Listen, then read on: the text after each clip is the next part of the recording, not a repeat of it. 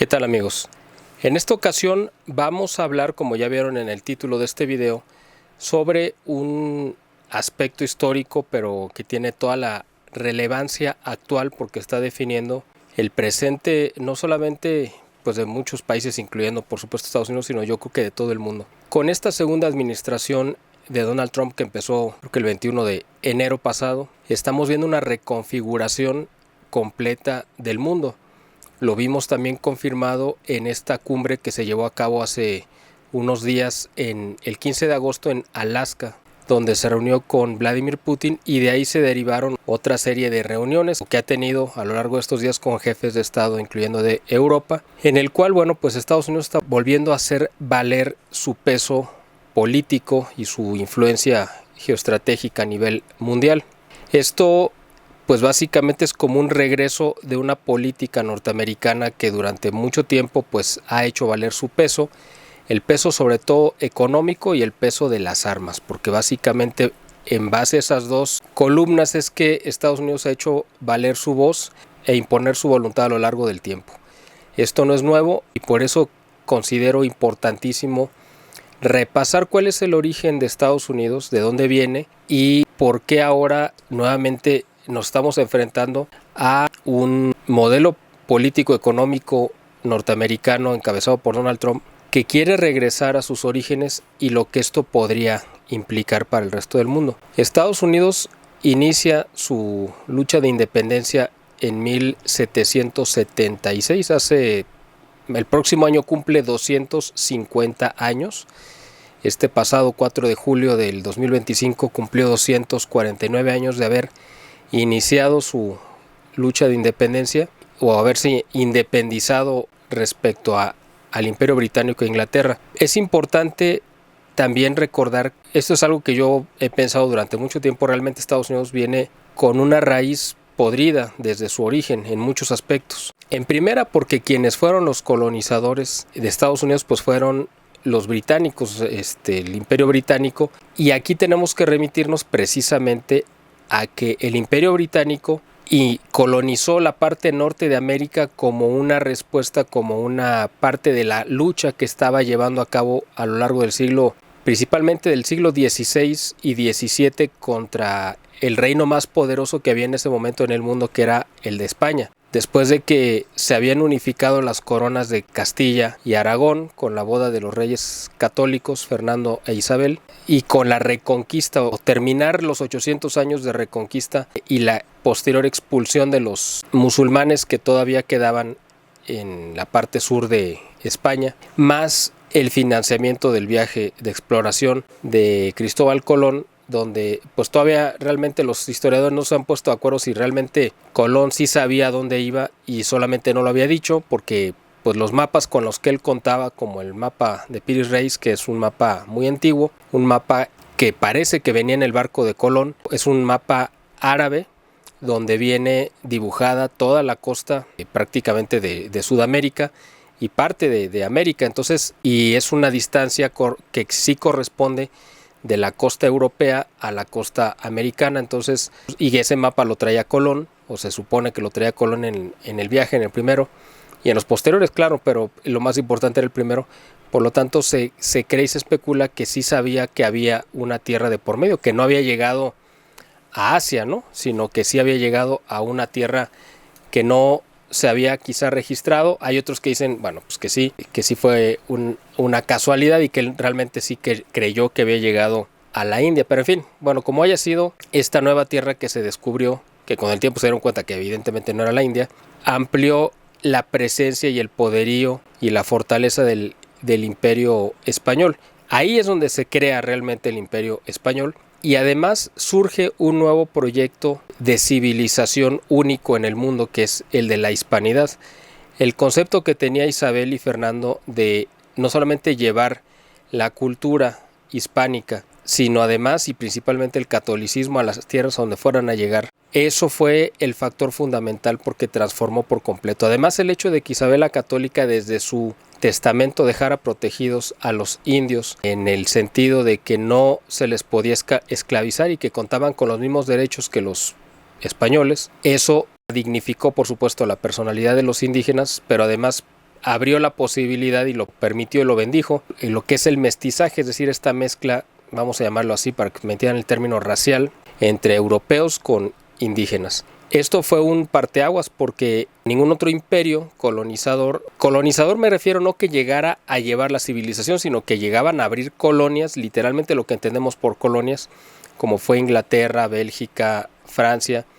Bélgica en ese momento todavía no existía, pero Francia e Inglaterra, que a los lugares a donde llegaban los utilizaban para saquearlos, para explotar su riqueza natural, pero sin dejarles nada a cambio. Eso fue algo totalmente distinto a lo que hizo España. España llevó no solamente la religión, llevó la cultura, lo mejor que tenía, y mandó a sus mejores hombres también. O sea, los evangelizadores que vinieron a América fueron lo más destacado que había en la intelectualidad religiosa de España, y también pues se esforzaron por enviar gente pues muy calificada a la administración pública. En fin, eso es tema para otro video, pero lo que quiero dejar en claro es que había una concepción absolutamente diferente y opuesta de lo que estaba haciendo España en cuanto a del descubrimiento y llevar la cultura y la religión católica como un factor civilizatorio a donde llegaran, a diferencia de lo que había hecho y de lo que hizo posteriormente Inglaterra y Francia, que ellos sí abrieron colonias. México realmente nunca fue una colonia española, fue un virreinato, que es un concepto totalmente distinto.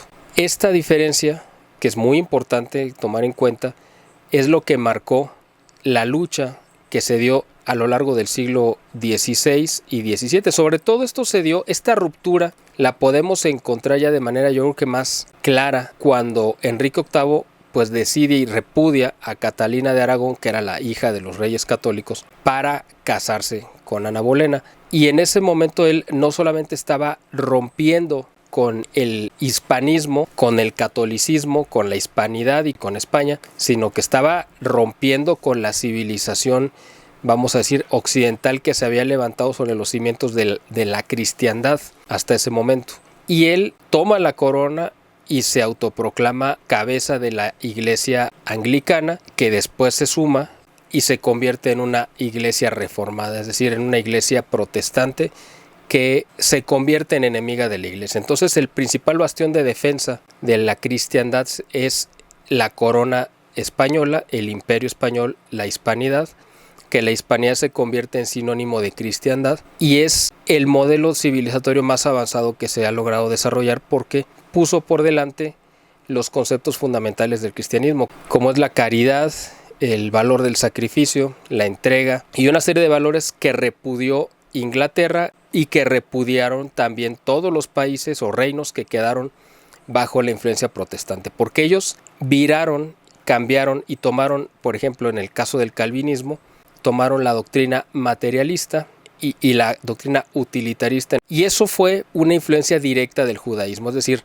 esta ruptura del cristianismo, de la cristiandad, también tuvo mucho que ver. El judaísmo estuvo involucrado y eso provocó que muchas de las ideas protestantes de Martín, aunque Martín Lutero era un furibundo antijudío, pero después los que continuaron su mal obra, ¿no?, de la ruptura, y incluyendo pues, a Calvino y a Zwinglio y otros más líderes protestantes, tomaron mucho del pensamiento judío.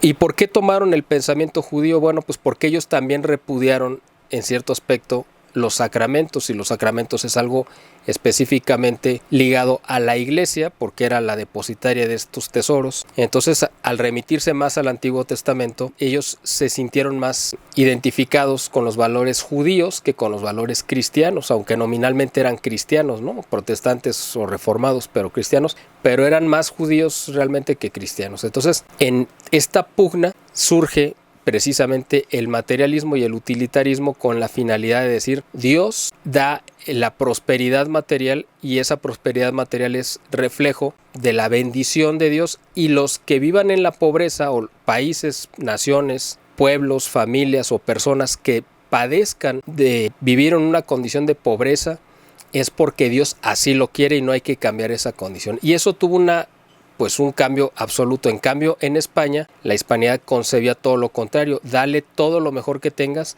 en cuanto a conocimiento, tecnología, pues ciencia, todo el conocimiento que había acumulado España a lo largo de los siglos de historia, que podemos remitirlo pues a donde quieran, al Imperio Romano, a los fenicios, a los celtas, y yéndonos más hacia atrás, bueno, pues y la influencia griega, etcétera, todo ese conocimiento que se vino acumulando a lo largo de los siglos en España, todo eso lo pusieron al servicio de estas nuevas tierras que descubrieron en América. Y entonces eso era una diferencia absolutamente fundamental, porque los protestantes decían, los pobres son pobres porque Dios determinó que así sea, y si tú los tratas de sacar de la pobreza, estás yendo en contra de la voluntad de Dios.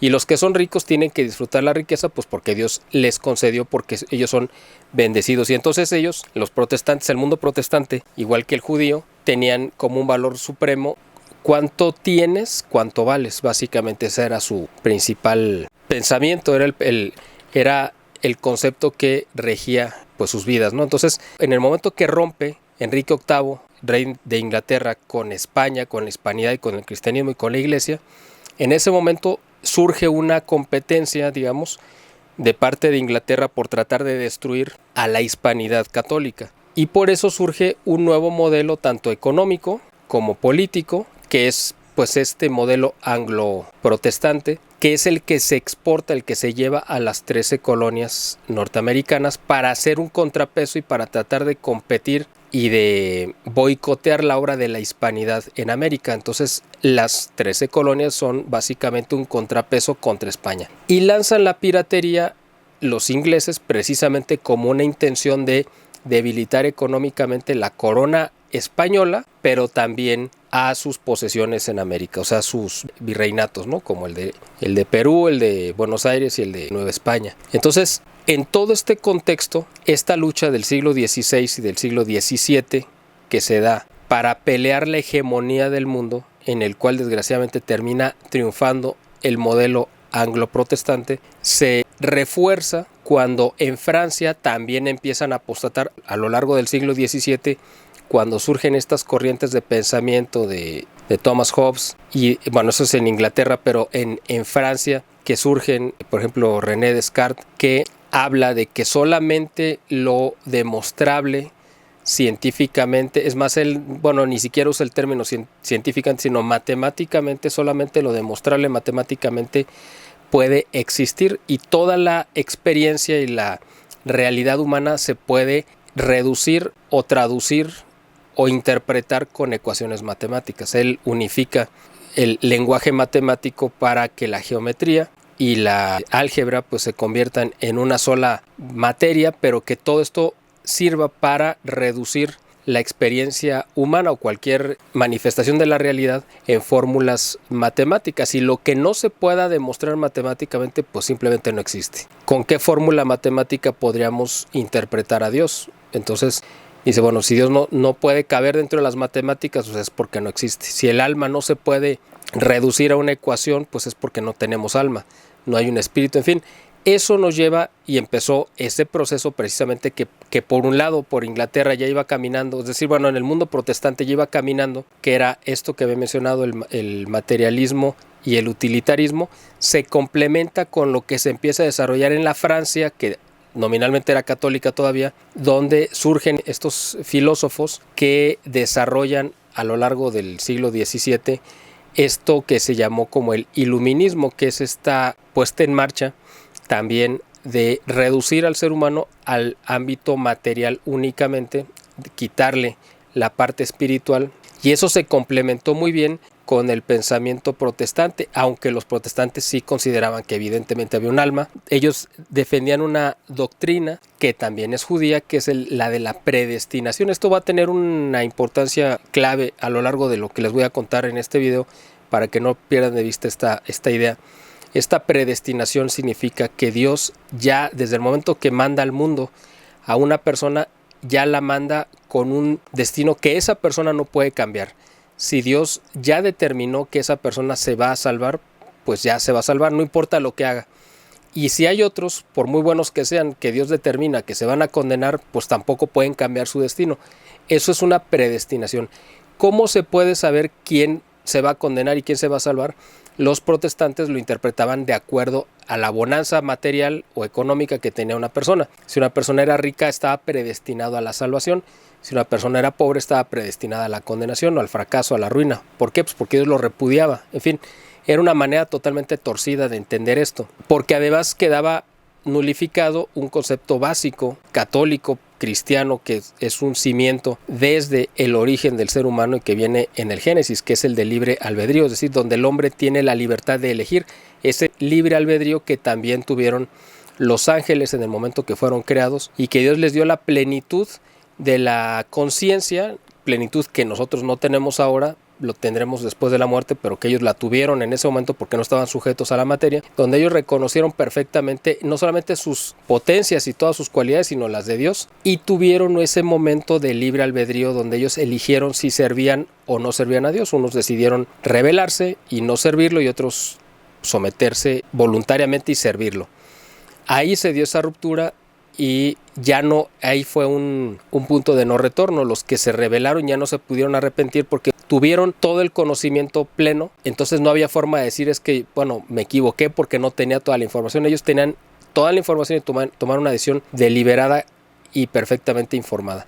Y los que decidieron seguir a Dios y obedecerlo, también ya no iban a rebelarse nunca porque habían tomado una decisión correcta y quedaban a salvo del error. Pero en el caso del ser humano, pues Dios también, bueno, le da ese momento, le da esa cualidad, ¿no?, de libre albedrío, pero eso dura toda la vida.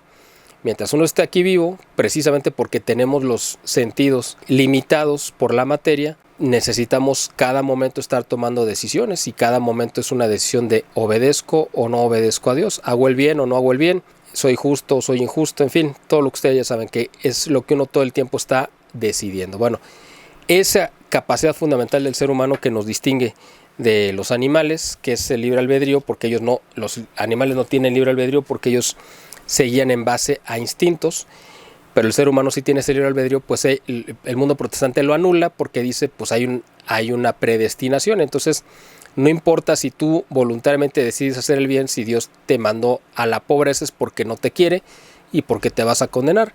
Y por el contrario, pues ahí está el caso de los Rothschild, Rockefeller y todos esos malvados que ellos creen que van a tener su premio después de esta vida. ¿Por qué? Pues porque Dios los bendijo abundante. Bueno, ellos creen que los bendijo Dios abundantemente en este mundo, pero el Dios que ellos veneran, pues obviamente no es el Dios que adoramos nosotros. Ellos están sometidos y obedecen al demonio, por supuesto. Ese es el Dios al que ellos adoran. Bueno, el falso Dios, pues, ¿no?, al que ellos adoran.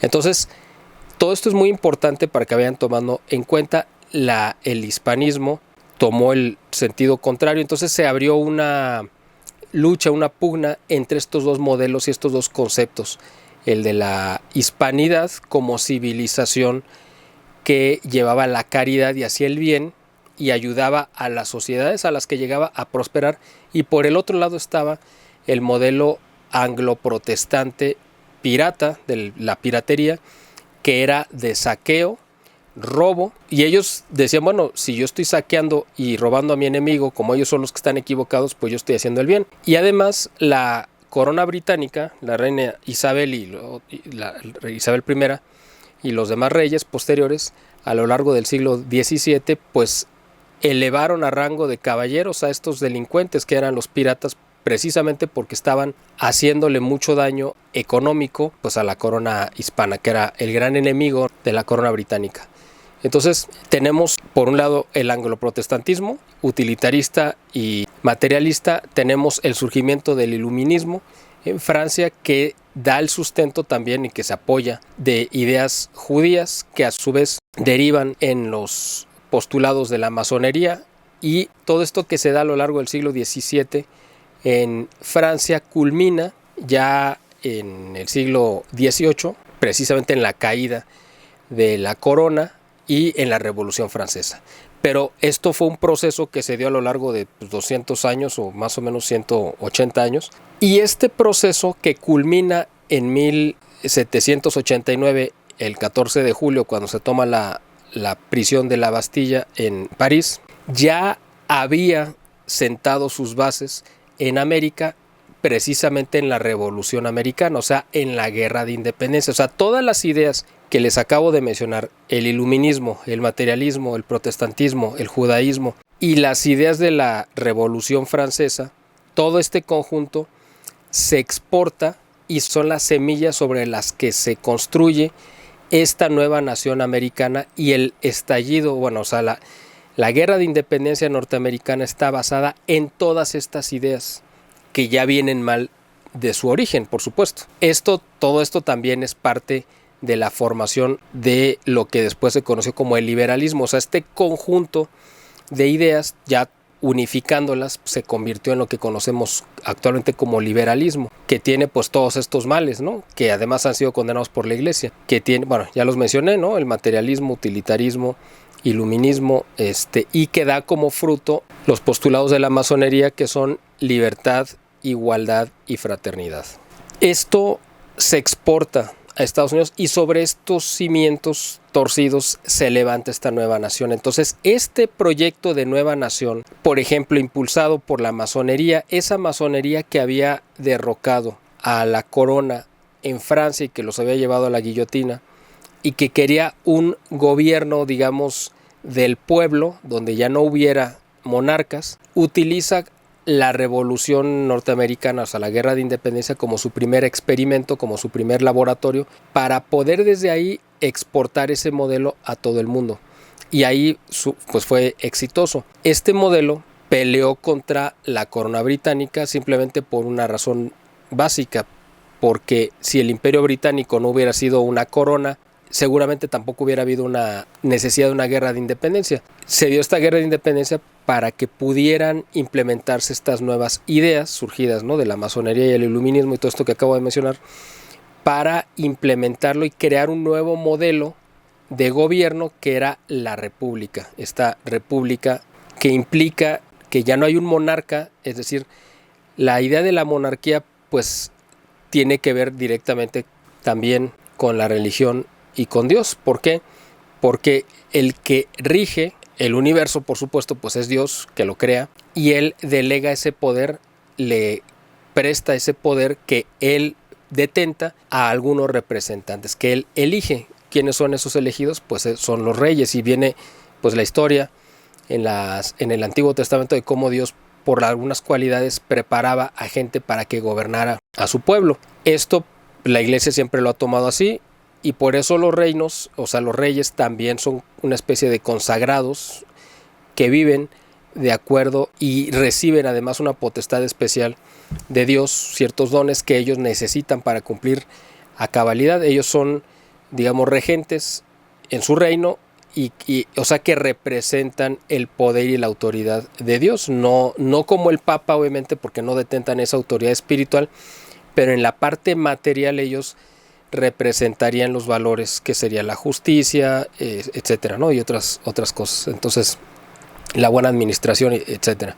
Entonces, contra esta idea de que hubiera gente elegida por Dios para representarlo y gobernar en su nombre en el mundo, es que la Revolución Francesa se lanza para arrancar esta idea y presentar un nuevo modelo de gobierno, que el primer lugar donde se instaura es en Estados Unidos y el segundo pues es en Francia, y ahí vemos cómo a partir de ahí se empieza a exportar a todos lados. Entonces después viene el tercer paso de esto, es que Inglaterra, para acabar de romper con todo el poder que todavía detentaba la corona hispánica, es que empieza a dinamitar y a lanzar las operaciones de guerras de independencia de todos los virreinatos en América, fragmentando los países. Por ejemplo, en el caso de México, que México en 1810 no solamente tenía pues la mitad de lo que ahora es, bueno, no la mitad, pero una gran porción de los Estados Unidos, sino que además el virreinato mexicano llegaba prácticamente a colindar con Colombia, ¿no? Entonces, todo Centroamérica prácticamente era de México, del virreinato de la Nueva España, o estaba controlado por aquí, y pues quedó fragmentado en una serie de países totalmente ya indefensos y débiles que durante 200 años no han podido levantarse nuevamente.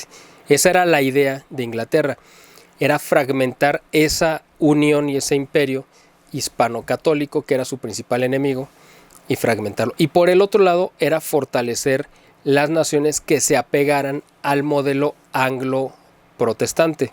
Y esas naciones pues fueron muchas de ellas el bloque pues de naciones del norte, del hemisferio occidental, pero en la región del norte, países de Europa y Estados Unidos, por supuesto, Canadá, y de ahí se deriva, o ellos argumentan que precisamente ellos han sido los países desarrollados, pues porque tienen un modelo de pensamiento económico y social que es superior al de la hispanidad, lo cual es falso. Aquí ha habido pues obviamente un plan deliberado para mantener a las naciones hispano-católicas sometidas y derrotadas y empobrecidas, y por el otro lado pues de quedar y explotar de parte de estas naciones anglo-protestantes. Ahí estoy incluyendo pues a Holanda e incluso ahora a Francia, aunque no son anglos, pero me refiero a que ni oficialmente son protestantes, ¿no? Es una república, vamos a decir, laica, por decirlo de alguna manera, pero digo, donde como imperio también, incluso con Napoleón, estuvo, y después de Napoleón I y Napoleón III, de todos modos estuvo Francia utilizando el mismo modelo de explotación en las colonias africanas, por ejemplo, donde lo que hacía Inglaterra es lo que hizo Francia: explotar, sacar o saquear, como lo quieran ver, las riquezas materiales de los lugares donde ellos conquistaban, sin dejarles a esos países el beneficio de la transformación de la materia prima. En España, por ejemplo, o lo que hizo España fue que de lo que se extraía de aquí de América, el 20%, solo el 20% se iba a España y el 80% se quedaba aquí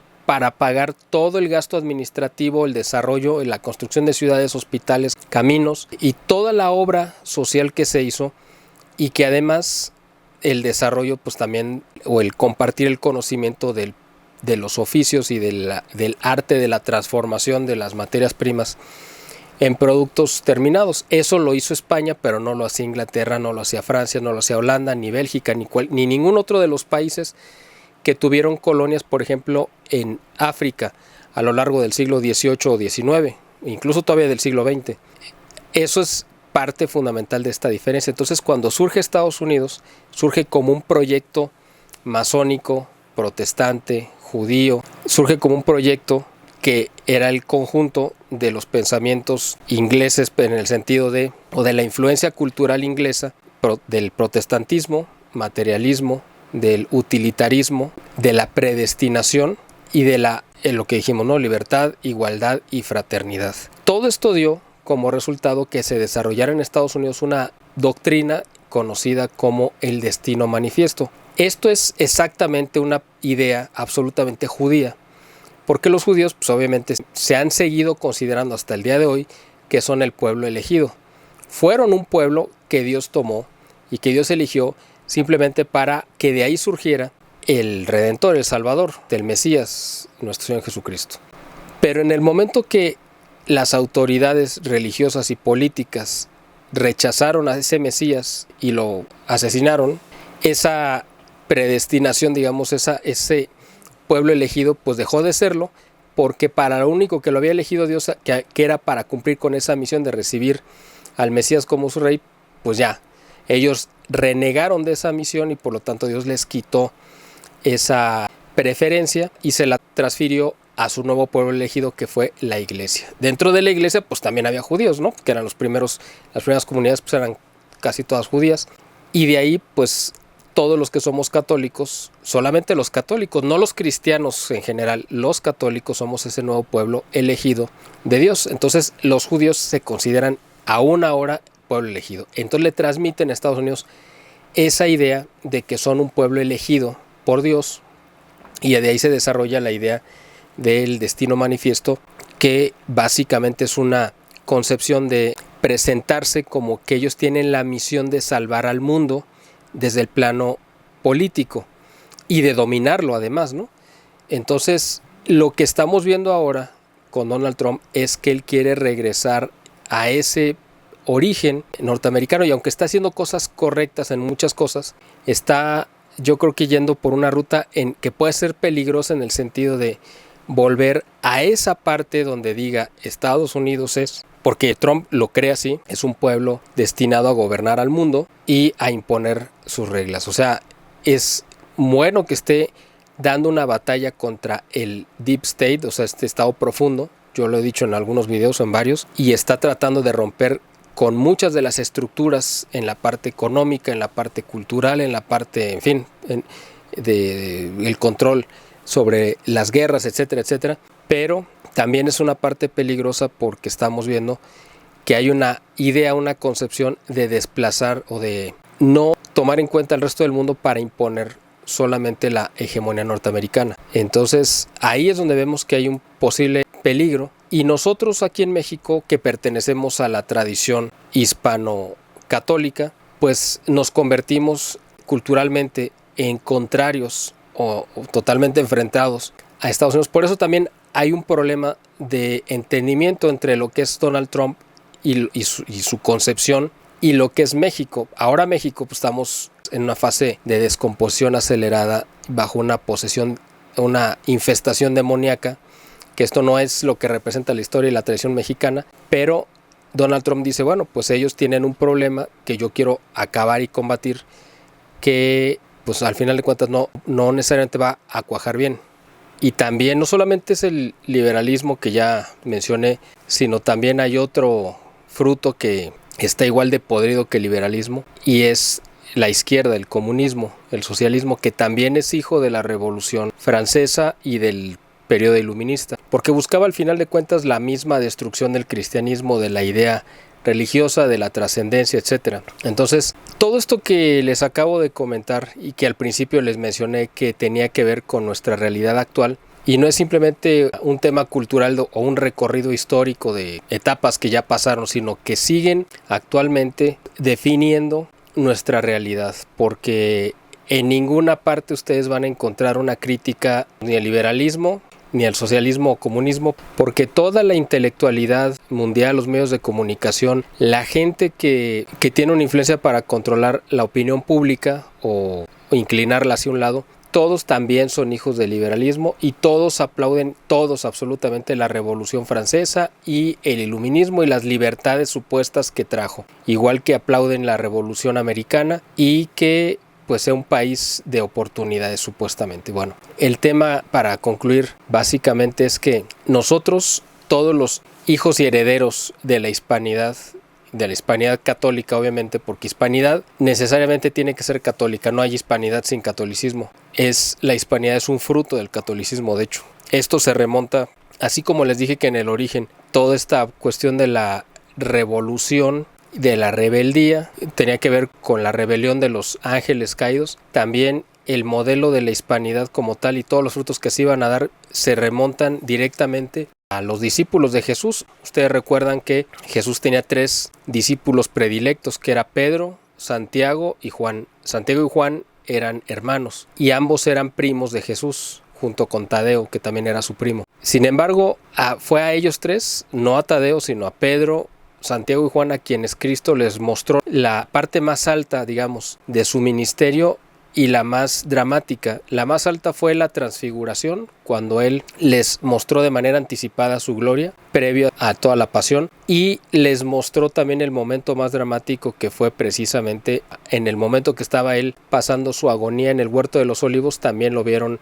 totalmente devastado. Entonces a los 3 les tocó ver esos 2 extremos en la vida de Cristo. Y Jesús les encomendó a cada uno cosas muy específicas y particulares, por eso los eligió. A San Pedro le encomendó pues la iglesia institucional, el cuerpo místico.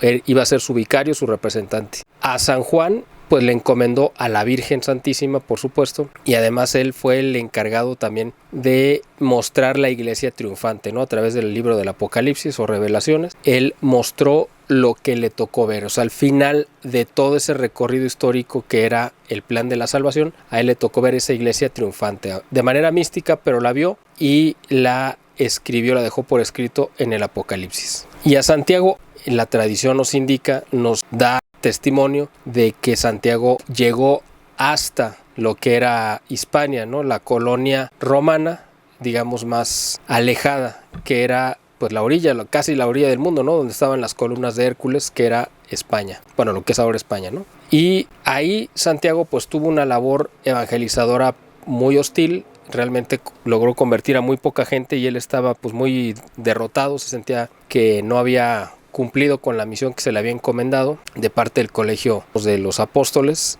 Cristo ya había fallecido, por supuesto, ya había resucitado, ya se había ido al cielo. Entonces vino esta consolación hacia el apóstol Santiago directamente de la Virgen María, que se le aparece ahí sobre un pilar en Zaragoza, donde ahí precisamente ella, que aún estaba viva y que estaba en Jerusalén o en Éfeso, no sé en cuál de las dos partes, pero que aún estaba en este mundo, tuvo una bilocación, digamos, y se le aparece a Santiago para pues consolarlo, y a partir de ahí pues queda sembrada la semilla de la evangelización, y esa semilla es la que convirtió a España siglos después en esa tierra de la que brotó y surgió ese proyecto civilizatorio absolutamente revolucionario para bien, o sea, bueno, renovador, quizás sea la palabra más correcta, que es lo de la hispanidad, ¿no? Donde se aplicó de manera más fehaciente todos los valores cristianos aplicados al nuevo mundo, donde se creó una nueva civilización sustentada en los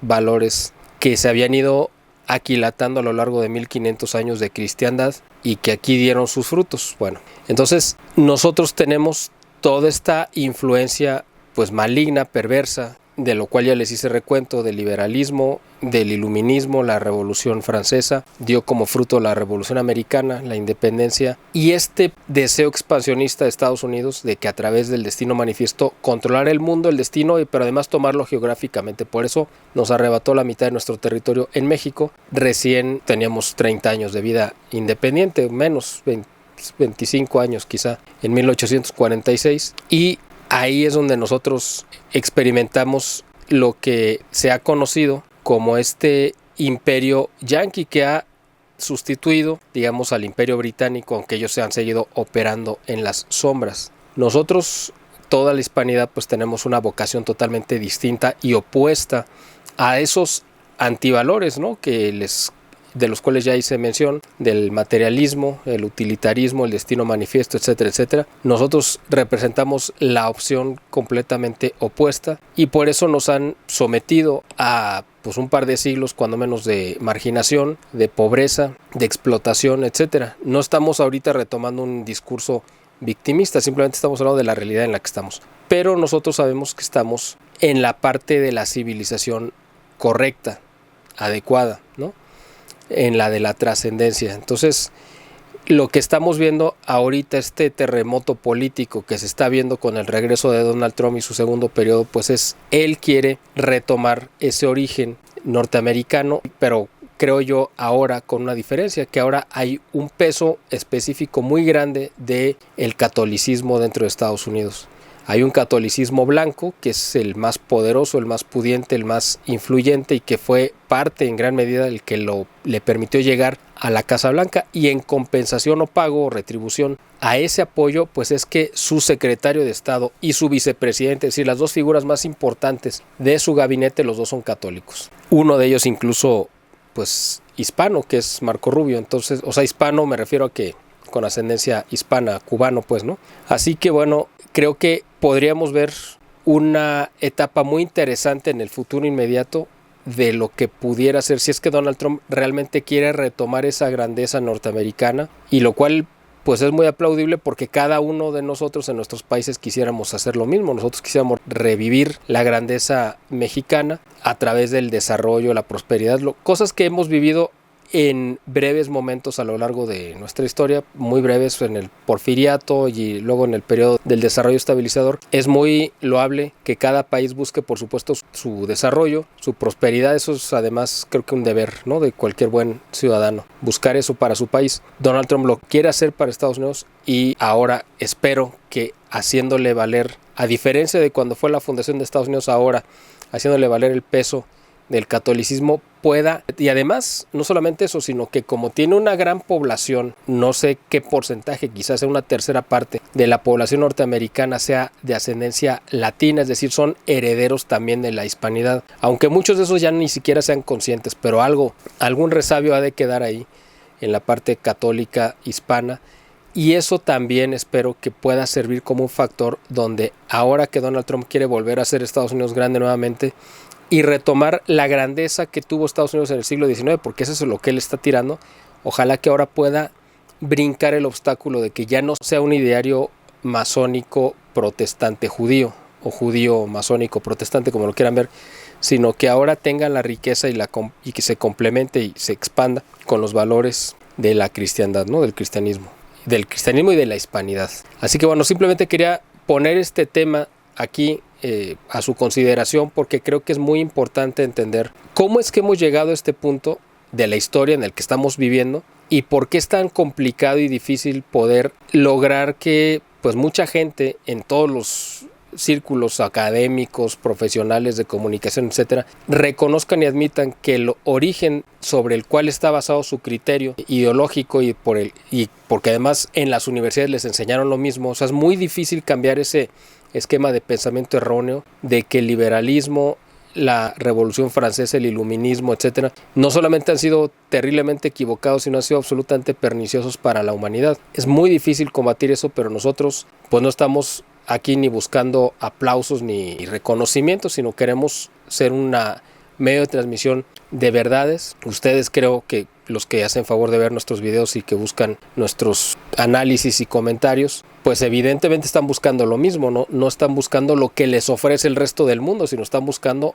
una voz que les pueda hablar con claridad de temas que en ninguna otra parte se toca, en contados excepciones, ¿no? Creo que cada vez más eso es algo que ha dado como ventaja también el Internet. Los medios de comunicación tradicionales están totalmente controlados por este pensamiento erróneo, liberal, iluminista, masónico, ¿no? Que proviene de la Revolución Francesa y todo esto que ya mencioné. Así que el Internet ha sido como la alternativa para voces disidentes como la nuestra, para poder decir, bueno, no porque toda la corriente vaya en ese sentido significa que es el camino correcto. Así que bueno, yo hasta aquí quiero dejar este video. Espero que este análisis les haya resultado de interés. Como siempre, los invitamos a que si desean consultar más temas, nosotros tenemos más de 500 videos aquí en el canal. El canal tenemos creo que 9 años ya con él. Y pues hemos subido muchísimo material. Tenemos entrevistas, tenemos programas de análisis, etcétera. Y hemos también tenido este ejercicio de hacer estas como columnas editoriales o programas monotemáticos donde hablamos de un tema específico. Tocamos muchos, pero giramos en torno a uno, y creo que eso le ha servido a la gente porque además son temas que no pasan, que no tienen una caducidad, ¿no? Hay algunas noticias o análisis que sí necesitan tener un tiempo específico. El video anterior que subí a pues fue el de la cumbre del 15 de agosto.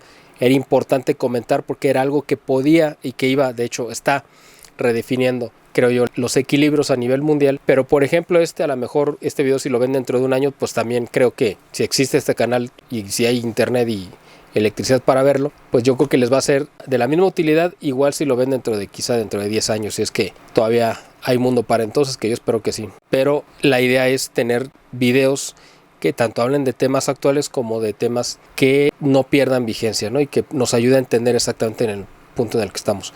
Nuevamente les reitero, para poder continuar con esta labor que nos apasiona obviamente, ¿no? Y lo hacemos de verdad con mucho gusto, pero que nos implica un gasto muy alto de recursos, pues los invitamos a que nos apoyen a poderlo continuar y a poder hacerlo más seguido a través de sus donativos. Aquí en la descripción del video viene la cuenta del banco donde lo pueden hacer. También los invitamos a que puedan adquirir nuestros productos de la línea Family Nature All. Están viendo detrás de mí la página web, para que entren, vean nuestro catálogo e incluso si les interesa pues puedan distribuir nuestros productos y ustedes también tengan un beneficio económico a través de la venta o usarlos, porque son productos de verdad muy, muy buenos para su consumo diario. Evitan darle dinero a las compañías internacionales que utilizan las ganancias para financiar las campañas contra las cuales ustedes también pelean, o a las cadenas comerciales, muchas de las cuales también utilizan parte de la ganancia que ustedes les dan para financiar campañas con las que nosotros estamos también en contra, ¿no? Ustedes y nosotros.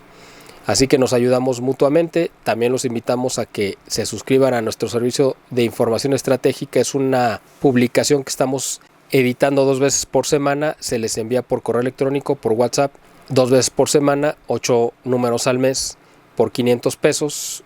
moneda mexicana o $27 o 23 euros. Además, son más de 100 artículos que estarían recibiendo al mes y con eso estarían al día de todo lo que está pasando a nivel mundial en economía, política, geopolítica, en temas también tecnológicos, de ciencia, avances, asuntos de la iglesia, en fin, abarcamos o tratamos de abarcar lo más posible de su interés y que además les sea información útil para poder tomar decisiones bien informadas. Bueno, como siempre les agradezco el favor de su atención, esperemos vernos pronto en un siguiente video. Hasta la próxima.